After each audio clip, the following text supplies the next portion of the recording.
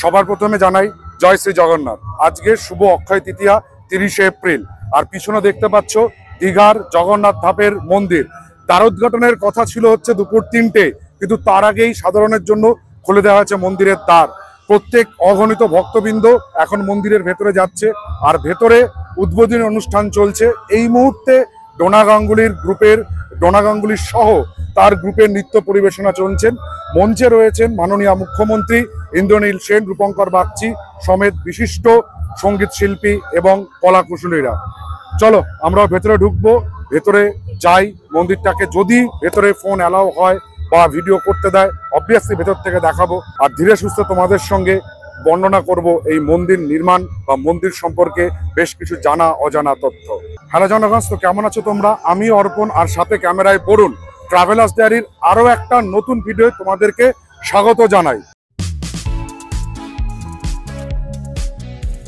স্বাগত জানাচ্ছি দীঘার জগন্নাথ ধাম মন্দিরের সামনে থেকে।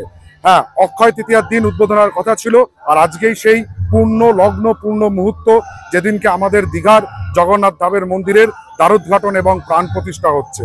অক্ষয় তৃতীয়া এই দিনটাতে কিন্তু কুবেরকে, মানে আমরা বলি ধনরাজ কুবের, এই ধনরাজ কুবেরকেই মা লক্ষ্মী আশীর্বাদ করেছিল যেন তার কোনোদিন অর্থের অভাব না হয়। সেই পূর্ণ দিনেই আজকে আমাদের দীঘার জগন্নাথ ধামের মন্দির উদ্বোধন হচ্ছে। চলো এবার ভেতরে চলে যাই, ভেতরে গিয়ে মন্দিরটাকে দর্শন করি।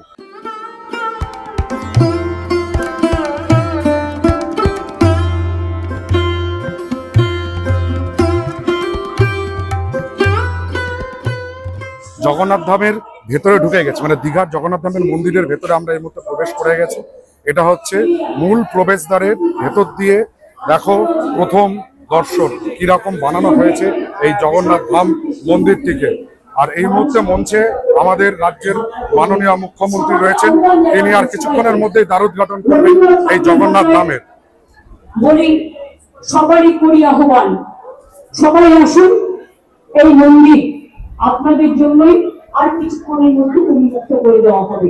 মন্দিরের দ্বার জগতের পিতা ওম নীলাচল নিবাসায় নিত্যায় পরমন্তমে বলভদ্র সুভদ্রা মম জগন্নাথায়। মাননীয় মুখ্যমন্ত্রীর ঘোষণার পরেই এইবারই জগন্নাথ দেবের মন্দিরের দ্বারোদ্ঘাটনের পাড়া।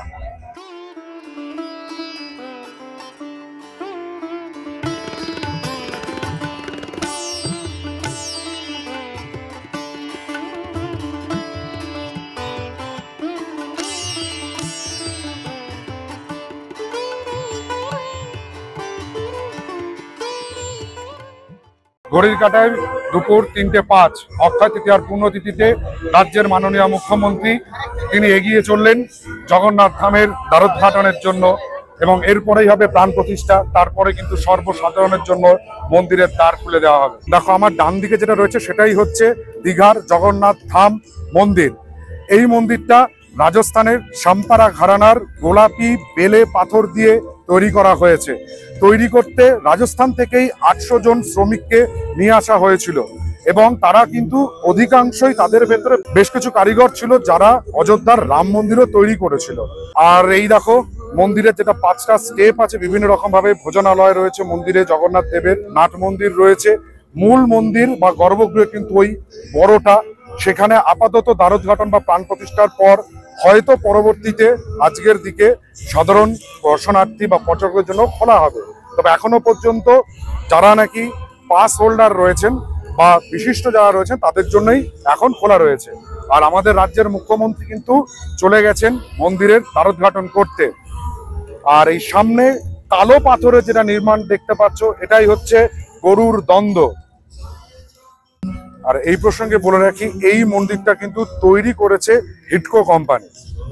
আর পরবর্তীতে আজকেই এই মঞ্চ থেকেই মাননীয় মুখ্যমন্ত্রী ঘোষণা দিলেন যে এই মন্দিরের দেখভাল এবং নিত্য পূজাদির দায়িত্ব গ্রহণ করবে ইসকন কর্তৃপক্ষ। এই সেই মুহূর্ত, ঘড়িতে ঠিক 3:05 মাননীয় মুখ্যমন্ত্রী উদ্বোধন করতে চলেছেন।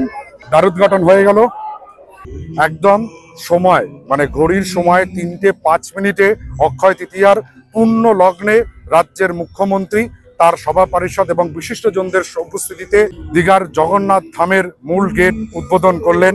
আর প্রাণ প্রতিষ্ঠা হয়ে গেল জগন্নাথ দেবের মন্দিরে। ভেতরে যে বিগ্রহ রয়েছে জগন্নাথ দেব, বলরাম, সুভদ্রা, তার মন্দিরের বিগ্রহগুলো তৈরি হয়েছে কিন্তু নিম কাঠ দিয়ে।